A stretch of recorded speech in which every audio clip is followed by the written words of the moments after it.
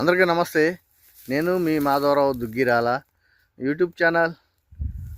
So నేను ఇప్పుడైతే present గడ్డికి వస్తున్నా, పచ్చిగడ్డి బర్రెలకు ఆవులకు. ఒక బ్యాక్ సైడ్ కనబడేది ఆ గ్రీన్ అంతా సర్కార్ గడ్డి. ఇక్కడ మా తెలంగాణ భాషలో సర్కార్ గడ్డి అంటాం, ఆంధ్రాలో అయితే ఇంగ్లీష్ గడ్డి అంటాము. ఈ గడ్డికి వస్తున్నాను నేనైతే. అయితే ఇది బాగా మొండెలు ఎక్కువగా ఉండటం కారణం ఏంటంటే వానాకాలం గడ్డి కొయ్యలే.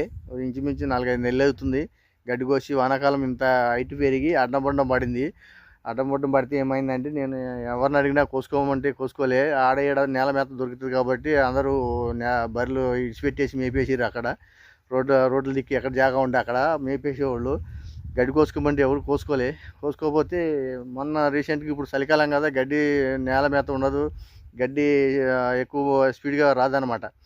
అయితే ఏమైందంటే, ఇక ఊరోళ్ళు ఏం చేశారంటే, కోసుకోమంటే వాళ్ళు ఏం చేశారు, సగం ఎక్కడైతే మీద పచ్చిగా ఉందో ఆడి వరకు కోసి కింద ఎండిపోయిన గడ్డిగా ఇచ్చిపెట్టేసారు. సగం కోసి సగం అట్లా కింద తీసిపెట్టేసారు అన్నమాట. అది ఇప్పుడు కొయ్యనికి ఇబ్బంది అవుతుంది బాగా.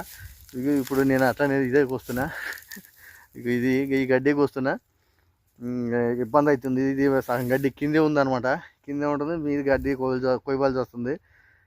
సగం మొండెలు తింటున్నాయి, సగం తింటలేదు గడ్డి. ఈ కోతకి ఇంతే, మళ్ళా కోతకి మంచిగా వస్తుంది గడ్డి. సో నా వీడియో నచ్చితే లైక్ చేయరి, కామెంట్ చేయరి, షేర్ చేయరి. నెక్స్ట్ వీడియోలో మళ్ళీ కలుద్దాం.